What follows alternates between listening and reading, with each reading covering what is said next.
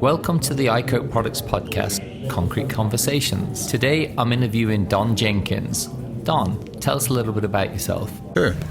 I used to, so I grew up in the United States, and then I married this beautiful Aussie woman who lived with me here and married about 12 years here in the U.S., and then I moved to Australia about 16 years ago. Nice. Luckily, I had met Tim and the iCoat products, had been introduced by then, and knew Tim well, very, very well, and we became best friends. And so when I moved to Australia, I was in the dental industry, actually, not as a dentist, but as an orthodontic technician. Wow. And so I was making retainers and all that kind of stuff, and I had met Tim because I'd bought my first house and I wanted to build a waterfall. And back then, Tim was involved with a company called Boulder Image, and that was back in 96 or 97, 1997. And so when I moved to Australia, I was like, do I want to do the dental thing or do I want to do the waterfall thing and the flooring thing, you know? So I was just like, well, you know what? I'm going to do the flooring thing. I think you've answered my first 5 questions. Yeah. All in one go. Well, I didn't mean to do that, but yeah, that's great. Right? Yeah. So you hit on all those points. Yeah. So how long is it? How long is it? 16 years, 17 years? How long have you been using the systems? I think, 2006 to 24, so 18 years. Wow. Yeah. I mean, not 2006, 1997, so. And that's been full-time career for you for the last 18 years? Yeah, from full-time from 2006. When I moved to Australia, that's when I went full-time. I was doing it half-time here, part-time, while doing the dental industry thing, and ended up really just loving the medium of concrete. Gotcha. and resins and whatnot. So did you get a lot of training before you started, or have you been training along the way? Tell us a little bit about how you've been learning the systems and how to do things. That's funny because, no, I had no training. I met Tim and helped him on a couple of waterfalls and stuff like that because that was what I was mainly interested in. And I wasn't interested in a career at that point. I just want to build my own waterfall. And long story short, I started building waterfalls with him, training with the flooring, got my first paid job, and it was a sidewalk, just a small sidewalk, and I just did it by myself, and I was like, I love this stuff. This is really cool, you know. So what was the learning curve like? Was it a heavy learning curve to understand how to do things? Yes, because you gotta understand, I had always done like office jobs. I was actually a jeweler, so bench jobs. I was a jeweler before. Teeth and jewelry. Yeah, teeth, jewelry, right. artistic work, you know. Right. And so the learning curve was big for me because I'd never been in construction. Right. A construction background, a flooring background, I didn't have any of that. So, yeah, it was a big learning curve for me, certainly. So when people think of things like epoxy and concrete overlays, they think of chemicals. Is there anything hazardous that you work with? Do you have to worry about that sort of thing with the work you do? It's like I now have a company in Australia, in Melbourne, Australia, and I have 6 guys that do the work for me and for the company and whatnot. I have 2 brothers that run the production side of the company. But we are very, very careful when it comes to handling of the materials. I think that everything that humans touch these days is toxic. Right. I really do. And I really tell my guys, I say, hey, the dust is toxic, the epoxy is toxic. Only when you handle it incorrectly. When incorrectly. So when you're handling things correctly, there's no worry. Right. And we've been going for 24 years, and I don't have any side effects from any of this kind of stuff because I've always had that mentality of handling things correctly. Right, we wear gloves, we wear masks, we wear the things that protect us. You know? And it's always been a question I've had for Tim, and he said in all the years in business, he's never had anyone get sick unless, like you say, if they eat it, then you're going to get sick if you eat poisonous chemicals. Right. So have you used any competitor products, and have you any stories of using? Plenty. How do they compare with iCoat products? iCoat products are built by or designed for the industry. A lot of the other industries, a lot of the other people that have formulated these things have no chemical background, right? And they just want to make a better product, so they import something and they mix a couple things together and they call it that product. And then over many, many years, they may make something that's halfway decent. Where Tim has had that background. His father was a chemist. Yeah. Actually started from that point of chemistry and for the point of making what he wants to make. It was designed. It wasn't just thrown together because he wanted to be another competitor. Right. What was your impetus to go into this business? Was it just getting out of doing something else? I know you said you had this passion, but was there anything more that sort of drove that? So at my heart, in my deepest part of my heart, I'm an artist. Right. I love organic shapes. I love when you're like being in Phoenix, you see a lot of organic shapes being the mountains. Yeah. And then when you cut a freeway through it, you see the layers of the rock. You do a walk through the desert, and you might see a wash, and that's washed through all the layers and everything. And that to me is the most beautiful way to express art is to simulate nature. Now that's for me. Right. Other people don't like that, but for me, that's what it is. And what I found with concrete that I didn't find with opals and gold and diamonds and stuff, the things are beautiful, but they're already made. Right. So when I get to use concrete or cement or a resin to create something that I feel represents those things, it brings out the artist in me. Oh, wow. So those things are what really spurred me on to continue in that direction rather than the orthodontic, because it's okay, but it's not artistic. You know what I mean? It's precision, but it's not. Absolutely. So I know Tim is very proud that all of his stuff's manufactured here. It's not manufactured in China. How do you get products in Australia? We import them. You do? Yeah, we literally import them. I have an agreement with Tim as well that products made over there are iCoat standards. Right. So we make the cement products and stuff over in Australia. Okay, and import the rest of the stuff. Yeah. The especially the casting resins and stuff like that. Right. We import those and sell them to local markets. Nice. Over there. Excellent. Yeah. And so, talk to me about working with the team in stateside. That when you place orders, is the service good? Do they ship on time? How's everything with that? Yeah, I mean, just because we've been friends for so long, and I know the team over there. Andy's very, very good about sorting things out. Yeah. The biggest thing was the banking account and shipping. Shipping, I organize it from that side because I know somebody over there. We've done the floors for over there. That is a shipping company, and so they organize it from over here. But because we only do a pallet, 2 pallets, 5 pallets, it's less than a container load, and it always gets bumped in LA and stuff like that. So, right. But as far as it's the supply chain. Yeah, that's the shipping part of it. Yeah, the shipping is the nightmare of the entire world. I think So, but working with iCoat, there's no problems. So, do you still get support? I know you've been doing this 16 years, but does Tim still give you support on certain jobs if there's new things happening, or? We talk all the time. Right. Yeah. Okay. And usually, I mean, after being 16 years, like when we first started, he was literally there, holding my hand. Right. As I was. When you asked me if I had support before I started, I didn't. But as we were going, Tim was there. He goes, "Hey, we're going to be doing this waterfall over at this place. It's a class, whatever. Just come along, or come in afterwards, help me color it, or something like that." Right. So after doing it for that long, you kind of go, well, I don't need the support. And sometimes Tim will ask me, hey, have you done things in Australia? There is that bigger network that I love being part of something bigger than myself. Yeah. That excites me.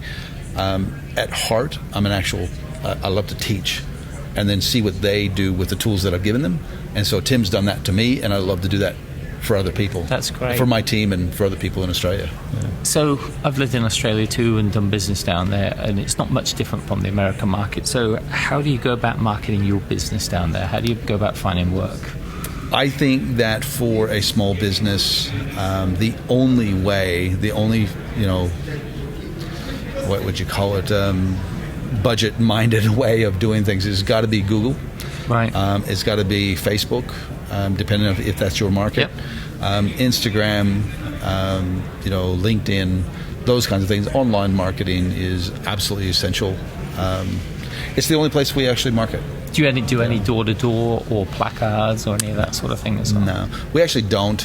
Would I say that you don't want to? No, I think any advertising is good advertising. It's a matter of what is your market. Right. Like we really specify. We go after specific markets. We don't want 15 garages. Right, because I see a lot of people, they'll do a garage and they'll put a sign up outside saying garage floor done by. Yeah. And that's very And I love clever. that. I love that. If you're one guy that is out there doing jobs, or two guys out there doing jobs, that's essential. That is essential. Yeah. But we do warehouses over there that are 3,000 square meters. Right. So just one single color of epoxy, but it's a lot of prep work, a lot of massive machines and grinders and generators and vacuums and everything else. So wow. 6 guys all on one floor, and we'll knock it out in 3 days, 4 days. So that brings a good question about the different types of jobs that you're doing. So you're actually doing a lot of commercial. Yeah. You're doing big warehouses. Restaurants, back of house, restaurant floors, those kinds of things. Right. Is there a sort of a mix between interior, exterior, or is it mainly interior? What's the sort of mix? That is going to be 100% dictated by the weather in your local area. Right. So where Melbourne is not a good place for outside work. Right. Just too hot. No. It's just it rains. Oh, way too much. Wow. So, and resins and cements and everything, they're just ruined by the rain. So, yeah. You know, and delays. You know, we used to do a lot of balconies. People go, "Oh, my balcony's leaking," and blah blah blah. So we go, "Okay, well, we've got this whole system. Put it on there." But then it might be the middle of winter, and we come in for 3 days, and then we're gone for 3 months. Right. Because we can't get a break in the weather. Yikes. And that's no good. So you really want to go, okay, what's my market? Where am I? What's the weather like? Indoors is always safe. Yep.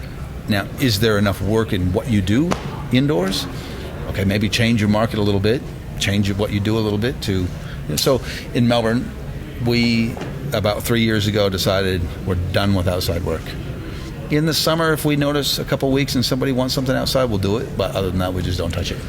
So I know with his systems, and I've seen it on a job site where something was ruined, either a flooring piece or a countertop, and I was amazed by how easy they can be repaired. Yes. Do you do a lot of repair work for jobs down there, just to keep things looking great? Yeah, so we'll do a maintenance. We've done a job 10 years ago, mainly floors. We started in bench tops, doing a lot of bench tops and stuff, but then we started getting floors. I'm like, for 3 days we could be doing a bench top, or 3 days we can do a floor, and I've got 6 guys I got to keep busy, so let's do flooring, you know? Right. But I can repair a floor. You know, I have plenty of stories where we did a floor over the top of electrical heating, and there are little tiny coils that go back and forth in the wall, in the floor, this far, you know? Floor, And then it curves over and does another. Well, somehow the wire had been cut, but the alarm didn't go off during construction, because they put a little tiny alarm on it, beep, beep, beep, wow. if the wire gets cut.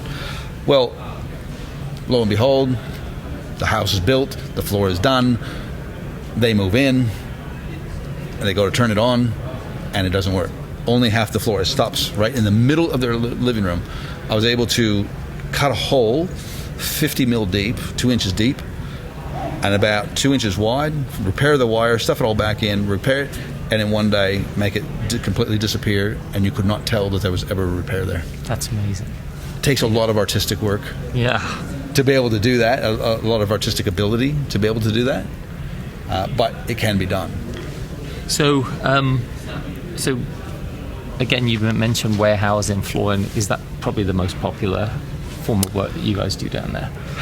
We do a lot of domestic, or a lot of homes as well. Yeah, homes. So we'll do.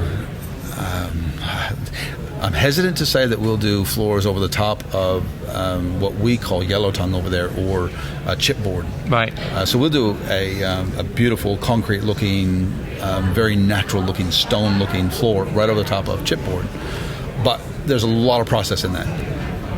Normally, we'll go in and we'll do polished concrete inside of a residential home, or a cement overlay, or epoxy, metallic epoxy floors, those kinds of things. We do a lot of that. I'd probably say 50-50, really, when it comes to commercial and residential.